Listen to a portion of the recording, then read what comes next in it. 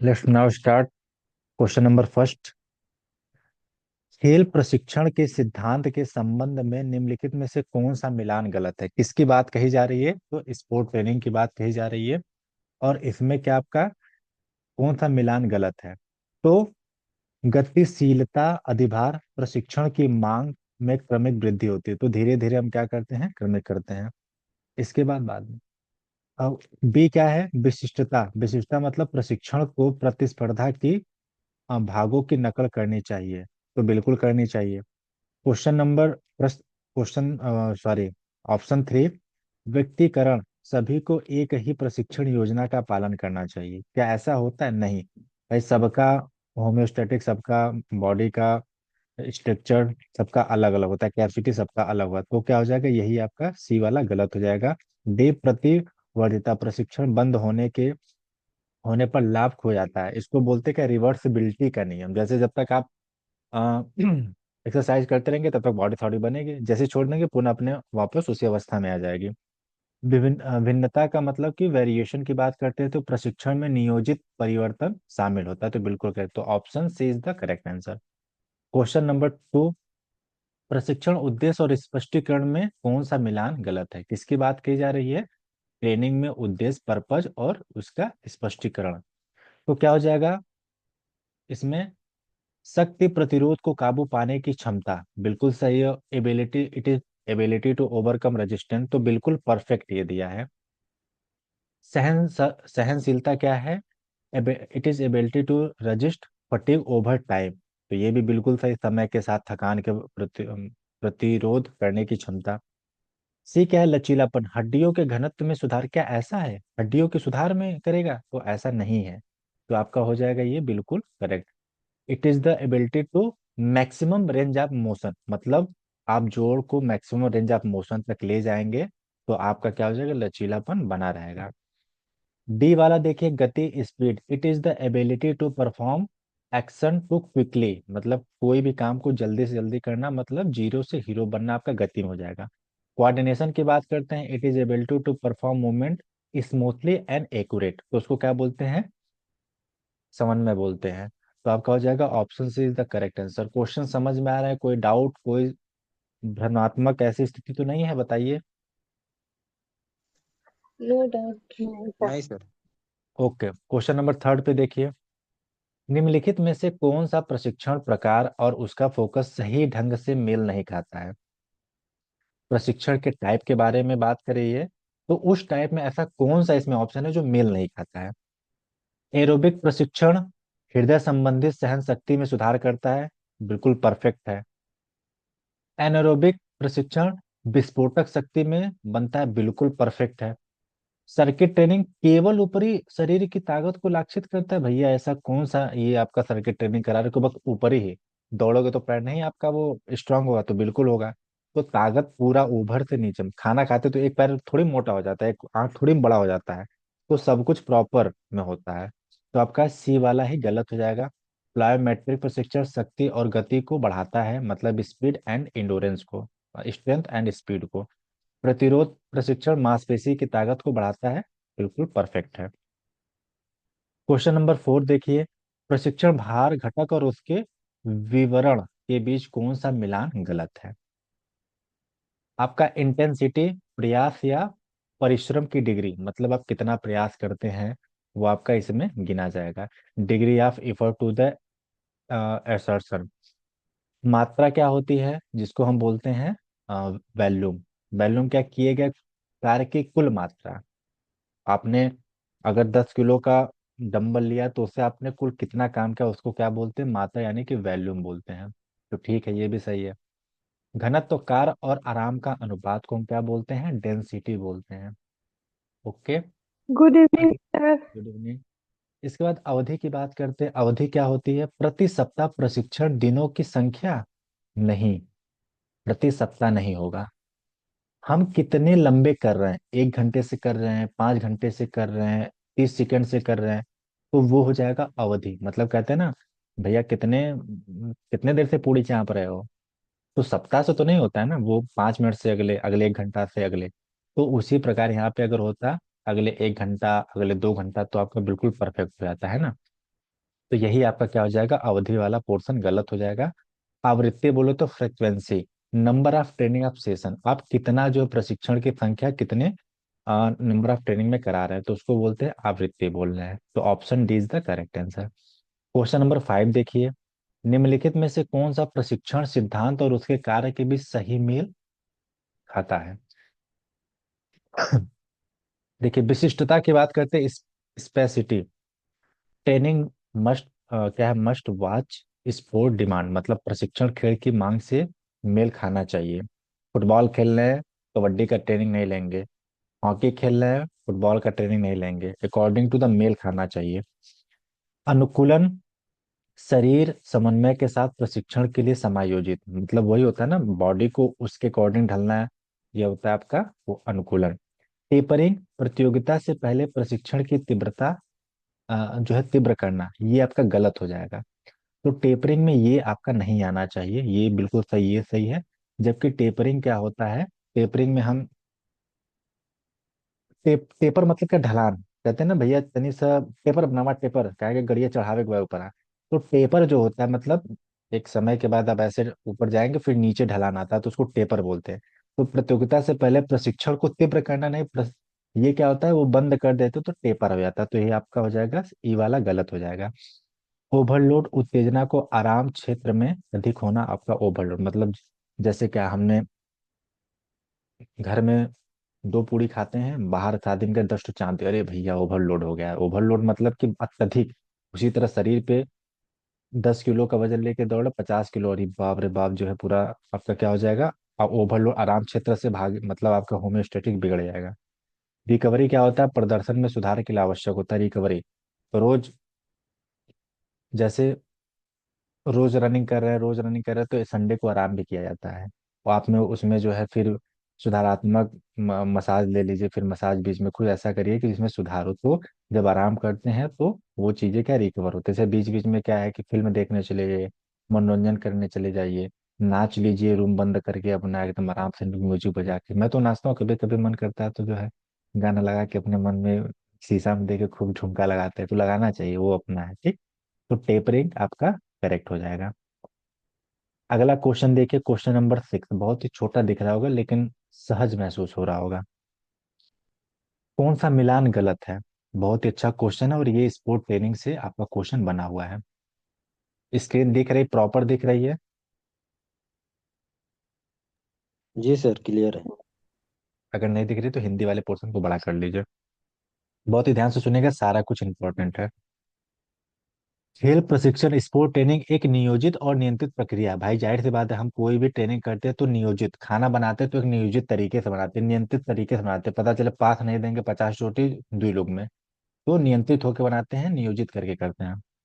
जिसमें किसी लक्ष्य को प्राप्त करना, एम आपका फिक्स होता है, जैसे करने, जिसमें जटिल खेल मोटर प्रदर्शन, कार्य करने की क्षमता, व्यवहार में परिवर्तन, सामग्री विधियों के संगठन के उपयोग के माध्यम से क्या कहते हैं, मॉर्टिन द्वारा ये कहा गया था। तो बिल्कुल परफेक्ट है, ये याद रखिएगा।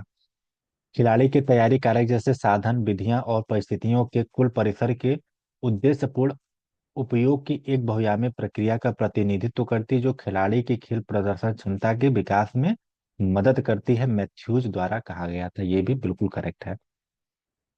सी, वैज्ञानिक ज्ञान पर आधारित खेल प्रशिक्षण, sport training is a systematic and scientific process होगा। खेल पूर्णतः एक शैक्षणिक प्रक्रिया जो मनोशारीरिक प्रदर्शन क्षमता और प्रदर्शन तत्परता पर व्यवस्थित प्रभाव के माध्यम से खिलाड़ी को उच्च हाई परफॉर्मेंस की ओर ले जाने के लक्ष्य करती। तो हारे द्वारा, हारे का सहारा बाबू खाटो श्याम हमारा, तो हार जाते तो याद करते हैं ना, ये भी सही है। खेल प्रशिक्षण एक वैज्ञानिक रूप से आधारित और शैक्षणिक रूप से संगठित प्रक्रिया है, वैज्ञानिक तौर पे भी है और शैक्षणिक तौर पे भी है, जो योजनाबद्ध और व्यवस्थित प्रदर्शन क्षमता और प्रदर्शन तत्परता पर प्रभाव के माध्यम से खेल पूर्णता और प्रदर्शन सुधार के साथ ही साथ प्रतियोगिता में प्रतिस्पर्धा के लक्ष्य निर्धारित करती है। ये किसने बोला था? थियर्स और स्वेनबेल द्वारा कहा है। तो इनमें क्या है, इनमें से कोई कथन ही नहीं गलत है। मतलब ऊपर से कौन सा गलत, तो गलत कोई नहीं है, तो उपयुक्त में से कोई नहीं आपका हो जाएगा करेक्ट। बोर तो नहीं ना हो रहे हैं? नेक्स्ट। चलिए। नहीं सर। ये सर कहाँ से इतना नहीं भारी सर। भारी क्वेश्चन। चलिए, क्वेश्चन नंबर 7 देखिए। कौन विशिष्टता के सिद्धांत के साथ संरेखित नहीं करता, मतलब संलग्न नहीं है। बहुत ही ध्यान से देखिएगा। प्रशिक्षण को खेल में उपयोग की जाने वाली विशेष मांसपेशियों को लक्षित करना बिल्कुल सही है। जब प्रशिक्षण प्रतिस्पर्धी आंदोलन की नकल करता है तो प्रदर्शन बेहतर होता है। परफेक्ट। कौशल अभ्यास को खेल में उपयोग की जाने वाली ऊर्जा प्रणाली को प्रतिबंधित करना बिल्कुल सही है।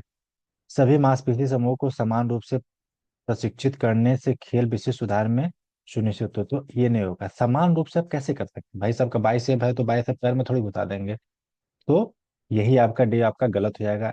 आंदोलन पैटर्न को खेल स्थितियों को दोहराना बिल्कुल सही है। खेल विशिष्ट अभ्यास न्यूरोमस्कुलर अनुकूलन को बढ़ाते, बिल्कुल परफेक्ट। तो option D is the incorrect हो जाएगा। अगला क्वेश्चन, क्वेश्चन नंबर 8 देखिए। प्रगतिशील अधिभार, जिसको हम क्या बोलते हैं? प्रिंसिपल ऑफ प्रोग्रेसिव ओवरलोड बोलते हैं। समय के साथ धीरे धीरे प्रतिरोध बढ़ाना चाहिए, अचानक से नहीं बढ़ाना चाहिए, वरना आपका मसल्स में क्रैम्प, दर्द, चोट आ सकती है। बिल्कुल सही है।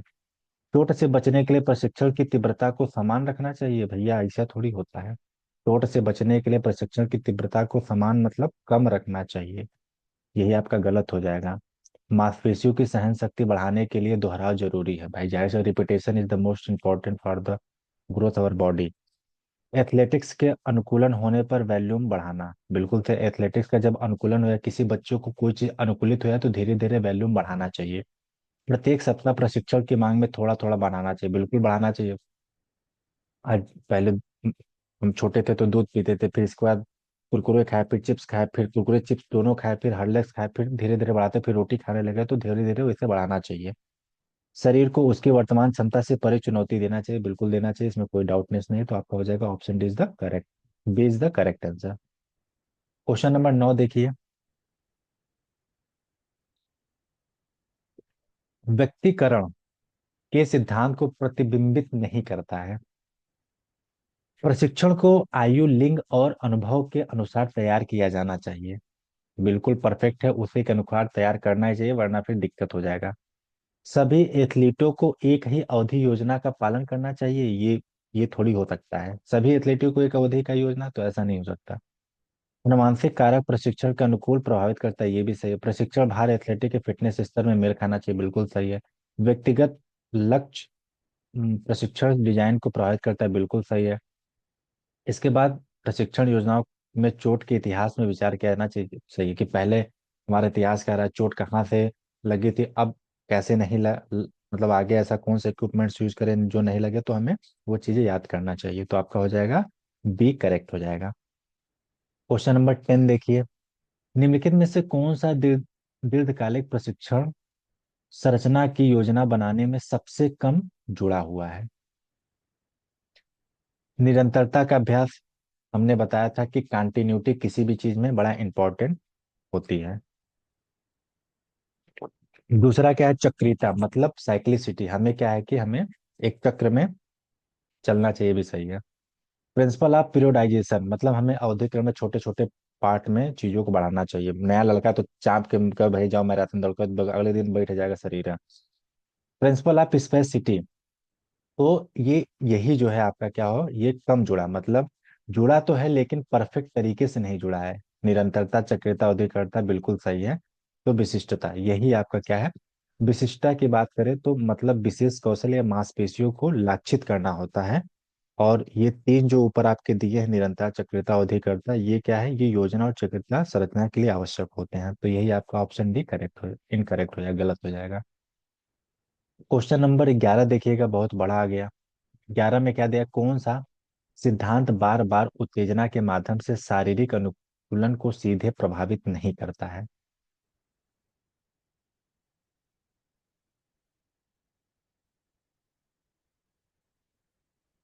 ठीक। सिद्धांत बार बार योजनाओं के माध्यम से शारीरिक अनुकूलन को सीधे प्रभावित नहीं करता है। तो पुनरावृत्ति, प्रिंसिपल ऑफ रिपीटेशन, ये आपका पुनः ये करता है, बिल्कुल से। अति भारता का सिद्धांत, मतलब हम धीरे धीरे क्या करते हैं? भाव। लेकिन आपने कभी भी नहीं पढ़ा होगा विशिष्टता का नियम, यानी कि प्रिंसिपल ऑफ स्पेशलाइजेशन। ये आपका क्या होगा, ये अनुकूल आपका नहीं है। मतलब कौन सा सिद्धांत बार बार उत्तेजना के माध्यम से शारीरिक अनुकूलन को सीधे प्रभावित नहीं करता, तो यही आपका हो जाएगा करेक्ट। सुपर कंपनसेशन, ये आपका करेक्ट हो जाएगा। तो ए बी और डी करेक्ट, सी का इनकरेक्ट है। अब आगे बात करते हैं। Question number 12।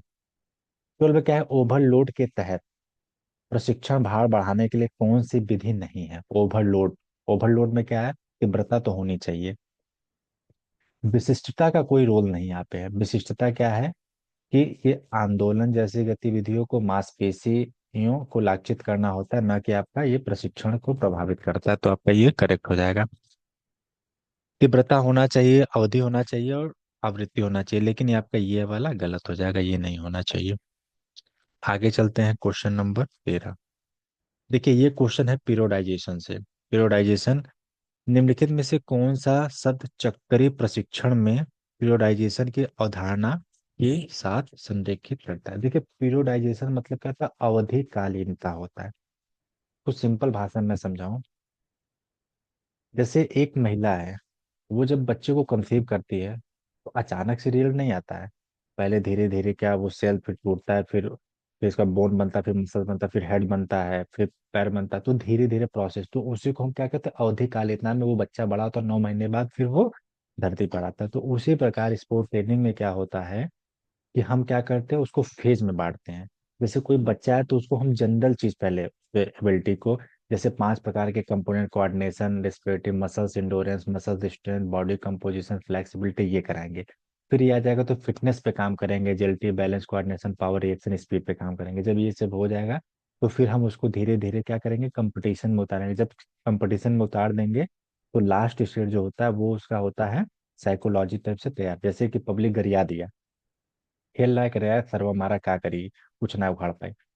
अब वहां पे उस प्लेयर को रिएक्ट नहीं करना, मतलब वो सिखाता है कि उसको स्ट्रॉन्ग कहता है कि ऐसा कोई अगर स्पेक्टेटस, मतलब दर्शक कोई बाहर से कुछ बोले तो उसको कुछ जवाब नहीं देना, अपना तुम गेम खेलना। मतलब एक प्लेयर के अंदर यही सहजतापूर्ण होती है कि वो चीजों को बहुत आराम आराम से देखता है। लेकिन ये है, अगर वो खराब हो गया सिचुएशन तो उससे बड़ा खतरनाक कोई नहीं हो सकता। तो इसमें देखिए क्वेश्चन क्या है, तो पीरियोडाइजेशन की अवधारणा संरेखित नहीं। तो मेसो साइकिल आपने जाना है, ये तो है ही है। माइक्रो साइकिल है, मेसो साइकिल है, आपका टेपरिंग भी है, और आपका क्या है, स्पेशलाइजेशन, ये भी है। लेकिन संतृप्त ये नहीं है। सेचुरेशन आपका कोई टर्मिनोलॉजी ऐसा नहीं है। यही आपका हो जाएगा, गलत हो जाएगा। क्वेश्चन नंबर 14 देखें आप। स्पोर्ट ट्रेनिंग से खेल प्रशिक्षण में चक्र प्रकारों के संबंध में निम्नलिखित में से कौन सा मिलान गलत है। अब हमने ऊपर पढ़ाया, नीचे देखिए, मैक्रो चक्र, वार्षिक प्रशिक्षण योजना, बिल्कुल सही। इसको हम क्या बोलते हैं, वार्षिक यानी ईयरली बोलते हैं। मेसो चक्र एक दिवसीय, नहीं भैया ये तो एक दिवसीय नहीं होती है। माइक्रो साइकिल आपका साप्ताहिक होती है। जब ये साप्ताहिक होगा, ये वार्षिक हो गया, तो ये क्या हो जाएगा, ये कम से कम सब ये हो जाएगा, मंथली हो जाएगा, ठीक है। महीना, महीना, साल, सप्ताह, ठीक बिल्कुल करेक्ट है।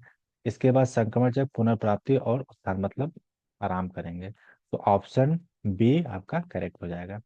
नेक्स्ट क्वेश्चन, इनमें से कौन सा मानक अवधि प्रशिक्षण योजना में इसकी अवधि के साथ गलत तरीके से मेल खाता है। देखिए मैक्रो साइकिल क्या दिया है, 3 या 4 या फिर 12 महीने तक, 3-4 महीने से 12 महीने तक बिल्कुल परफेक्ट है। मेसो साइकिल 1 से 4 सप्ताह, ये आपका गलत हो जाएगा, ठीक। इसके बाद माइक्रो साइकिल 3 से 10 दिन, तो ये बिल्कुल सही हो जाएगा। टेपरिंग प्रतियोगिता से पहले कुछ अंतिम दिन से लेकर सप्ताह तक होता है, तो ये भी सही होगा। अगर यहाँ पे मेसो साइकिल आमतौर पे देखा जाए तो ये 2 या 3 से लेके 6 सप्ताह तक होता है, न कि आपका 1 से 4 सप्ताह तक होता है। तो यहाँ पर हो जाएगा आपका 2 या 3 से 6 सप्ताह तक होता है। तो आपका हो जाएगा ऑप्शन बी आपका गलत हो जाएगा, बाकी सब सही है। क्वेश्चन नंबर 16 देखिएगा। निम्नलिखित में से कौन सा जोड़ा उद्देश्य या संरचना के आधार पर बेमेल है। प्रॉपर स्क्रीनिंग, प्रॉपर वॉयस, तो जा रही है, एक बार कंफर्म करें सभी लोग। Yes, sir. ओके। निम्नलिखित में से कौन सा जोड़ा उद्देश्य या संरचना के आधार पर बेमेल है। तैयारी चरण, सामान्य और विशिष्ट प्रशिक्षण, तो ये आपका बिल्कुल सही है। दूसरा क्या है आपका, प्रतियोगिता चरण तीव्रता कम हो जाती है। क्या प्रतियोगिता चरण में तीव्रता कम होती है? तीव्रता कम नहीं होती, तीव्रता हाई होती है, मतलब इंटेंसिटी आपका हाई होता है कंपटीशन के। जब कंपटीशनों में बैठ जाएंगे कुंडलनी मार के, तो फिर जीतेगा क्या टीम यहाँ? तो यही आपका क्या हो जाएगा, यहाँ पे उच्च रहता है तो ये करेक्ट हो जाता है। तो यही आपका क्या हो जाएगा, गलत। संक्रमण का कम तीव्रता सक्रिय, ठीक है, संक्रमण में हम करते हैं, हल्का फुल्का व्यायाम करते हैं। इसके बाद माइक्रोसाइकिल प्रशिक्षण सामग्री का दैनिक वितरण होता है, आपका बिल्कुल करेक्ट हो जाएगा। आगे देखिए क्वेश्चन नंबर 17। प्रशिक्षण भार घटकों के गलत मिलान की पहचान करें। क्या दिया है, मात्रा, दिए गए कार्य की मात्रा, ठीक है, आवृत्ति, प्रशिक्षण सत्रों की संख्या, इसके बाद सेटों के बीच आराम की मात्रा, ठीक है, तीव्रता प्रति सप्ताह प्रशिक्षण दिनों की संख्या, ये आपका यही गलत हो जाएगा। अवधि, एकल कसरत का समय, तो क्या हो जाएगा, यही आपका गलत हो जाएगा। बाकी जो है बिल्कुल परफेक्ट है। क्वेश्चन क्या था, प्रशिक्षण भार घटकों के गलत मिलान, मात्रा, दिए गए कार्य की मात्रा को हम मात्रा बोलते हैं। इसके बाद आवृत्ति, प्रशिक्षण सत्रों की संख्या, मतलब हम कितने, जैसे हमने 3 रिपीटेशन किया, 4 रिपीटेशन किया, घनत्व तो क्या है, सेटों के बीच आराम, मतलब हमने डंबल उठाया तो कितना आराम किया, रनिंग किया 100 मीटर तो कितना बार आराम किया, 30 सेकेंड, 40 सेकेंड, ये हो गया। तीव्रता प्रति सप्ताह प्रशिक्षण दिनों की संख्या का तीव्रता नहीं बोलते हैं, तीव्रता करने की स्पीड को बोलते हैं, कितने तीव्र हो तुम। अवधि मतलब एकल कसरत का समय, वो अवधि होता है। एक मतलब 1 घंटे से करो, 45 मिनट से करो, तो क्या करते थे, सब सारी चीजें हो जाएंगी। आगे क्या है, आगे 16 पार्ट। देखिए अब हम कुछ आपको टर्मोलॉजी पढ़ा देते हैं, बहुत ही ध्यान से सुनिएगा। क्वेश्चन करा दिया, अब बहुत ही ध्यान से सुनिएगा। खेल प्रशिक्षण में ऐसी गतिविधियां जो शामिल होती हैं जो आमतौर पर बहुत ज्यादा थकान का कारण बनती है, ठीक। थकान सारी गतिविधि या व्यायाम के कारण होने वाले भार का प्रत्यक्ष परिणाम है। थकान शरीर में अनुकूलन प्रक्रियाओं को शुरू करने के लिए जरूरी है, जो अंततः प्रदर्शन क्षमता में वृद्धि की ओर ले जाती है। तो ये खेल प्रशिक्षण। अब लोड क्या होता है जरा समझिएगा। लोड प्रशिक्षण ट्रेनिंग और प्रतिस्पर्धा की मांगों से निपटने की प्रक्रिया जो होम्योस्टैटिक और मानसिक स्थिति में स्थायी गड़बड़ी का कारण बनती है। सपोज दैट मैं थोड़ा इसको घरेलू माध्यम समझाना चाहता हूँ। आप है 4 लोग की रोटी सब्जी बना रहे हैं, आपके यहाँ 50 लोग आ गए, तो आप बड़ा थकान, अरे यार बड़ा इतना लोग आ गए हैं, बहुत मानसिक तनाव हो गया, आप पसीना आएगा, मतलब आपका इरिटेशन आएगा, इतना लोग कैसे आ गए, पति को कहेंगे इतना लोग कैसे आ गए, 4 ठो बोले थे नहाने के लिए, ये कहाँ से 25 ठो आ गए। तो वही होता है, हम प्रशिक्षण करते हैं। तो अभी तो हम नॉर्मल कर रहे हैं, जैसे आप जाइए 5 किलो का डंबल उठाइए, फिर बड़ा दर्द महसूस करेगा, तो दर्द में क्या होता है, तनाव आएगा बड़ा, क्योंकि दिमाग वहीं पे बार बार जाएगा कि बहुत दर्द हो रहा है, फटीक होगा, चिड़चिड़ापन आएगा, आपके अंदर की जो शारीरिक होम्योस्टैटिक वो गड़बड़ाने लगेगी, ठीक। तो ये हो जाता है, इसको लोड बोलते हैं। जब वो लोड बढ़ता है, तो लोड में 2-3 चीजें इंपॉर्टेंट, मानसिक शारीरिक स्थिति में अस्थायी गड़बड़ी का कारण ये होना चाहिए। प्रशिक्षण और प्रतियोगिता की मांगे क्या हैं?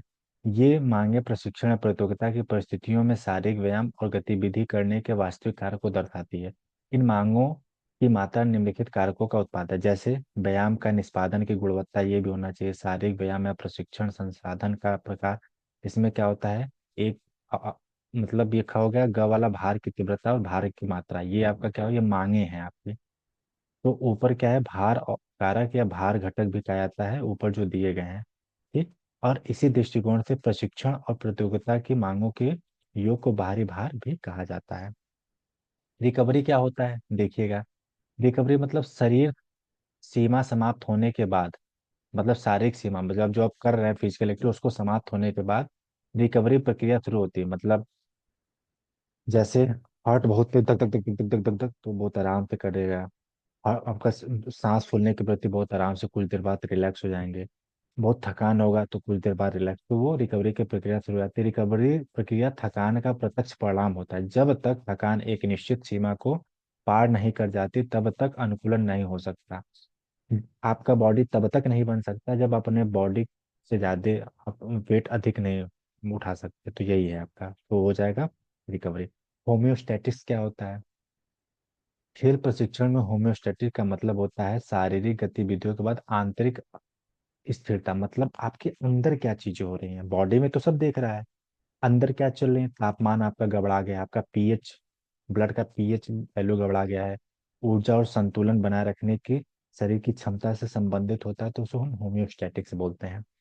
अगला क्या है, प्रशिक्षण अस्थायी रूप से इस संतुलन को बाधित करता है। ठीक, जब खराब अंदर दिक्कतें होंगी, कभी कभी मचली होगा, कभी कभी उल्टी होगा, कभी कभी दिमाग काम नहीं करेगा, तो सब होते हैं, जिससे अनुकूलन शुरू हो जाता है। लगातार प्रशिक्षण के साथ शरीर तनाव के तहत होम्योस्टेसिस को बहाल करने के लिए, बनाए रखने के लिए अपनी दक्षता में सुधार करता है। ठीक, धीरे धीरे करेंगे तो वो सहज रूप से आ जाएगा। हेट्रोकोनोसिटी क्या होता है, ये टर्मोलॉजी मैं इसलिए बता रहा हूँ, ये पूछ सकता है। रिकवरी के दौरान विभिन्न ऊतक, अंग, प्रणाली, पदार्थ आदि जो गतिविधियां के दौरान समाप्त हो जाती हैं या प्रभावित हुए हुए थे, पुनः बहाल हो जाती हैं, पुनः एक्टिवेट होती हैं, समान हो जाते हैं। हालांकि विभिन्न अंग जैसे कि आपके अंग, ऊतक, पदार्थ आदि का रिकवरी की गति अलग अलग होती है। जैसे रिकवरी प्रक्रिया को होम्यो हेट्रोक्रोनोसिटी बोलते हैं। मतलब आपने फिजिकल किया, दिमाग थका है, तो इसका अलग एक टाइम होगा। हर को मतलब पहले तेज धड़कता है तो उसको धीरे धीरे धड़कने में इसका टाइम अलग होगा, फेफड़े का अलग टाइम होगा, स्टमक का अलग टाइम होगा, तो सबका अलग अलग टाइम होता है। तो दिया ना कि रिकवरी की गति अलग अलग हो सकती है, इसे रिकवरी प्रक्रिया को हेट्रोक्रोनोसिटी कहा जाता है। अगला देखिए, सुपर कंपनसेशन, बहुत बार क्वेश्चन में पूछा, ध्यान दीजिएगा। रिकवरी पदार्थ ऊतकों आदि के प्री एक्टिविटी स्तर की उपलब्धि के साथ समाप्त नहीं होती, यह प्री एक्टिविटी स्तर को पार कर जाती है, जिसे ओवर कंपनसेशन कहते हैं। यह तभी होता है जब ओवरलोड ऑप्टिमम होता है। जैसे आप जो है आज रनिंग की 100 मीटर, 5 किलो का डंबल उठाएं, फिर एक दिन आराम किया, फिर आप 10 किलो का डंबल उठाएं, 200 मीटर दौड़ लें, तो वो जो आया रिकवरी के बाद जो आप एक्स्ट्रा के, उसी को सुपर कंपनसेशन, मतलब वो अडॉप्ट। तो दिया है ना कि प्री एक्टिविटी स्तर को उपलब्धि के साथ समाप्त नहीं होते, यह प्री एक्टिविटी स्तर को पार कर जाती है, जिससे ओवरकम। यह तभी होता है जब लोड ऑप्टिमम होता है, तब आपका ओवर कंपनसेशन आता है। ये देखिए क्या है, एक पैराग्राफ है, ये आपका लोड फेज है, इधर से लोड आपको दिया गया, इधर धीरे धीरे यहाँ पे फिर फटीग आया, इंटेंसिटी लेवल, परफॉर्मेंस कैपेसिटी धीरे धीरे आया, फिर ये ऐसे रिकवरी, ये रिकवरी फेज आया। फिर इसके बाद फेज आफ्टर सुपर कंपन, ये अभी तक तो क्या नीचे नीचे आ रहा था, लेकिन जैसे आपने ऊपर थोड़ा रिकवरी बढ़ाया, मतलब आपने वर्कआउट किया, तो ये थोड़ा सा ऊपर लेवल आया। तो अब क्या, 1 मिनट रुकिएगा, इसको क्या स्क्रीन तो नहीं दिख रही होगी ना, चिंता दो यार, नहीं सर, नहीं दिख 1 मिनट, रहा। Wait wait wait. क्या ये बीच में पता नहीं क्या दब गया,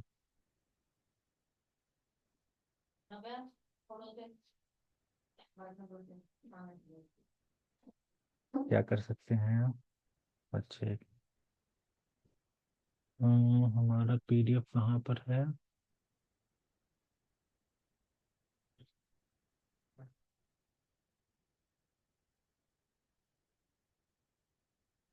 क्या भाई, कहाँ से उठेगा।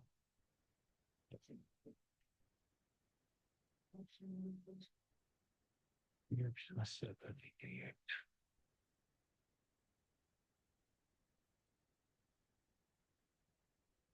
चलिए कोई नहीं, रन-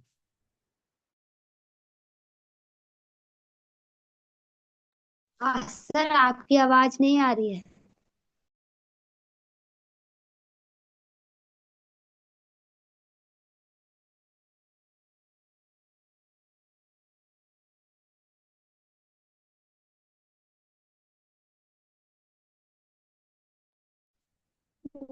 जी सर, आवाज रुक गया है।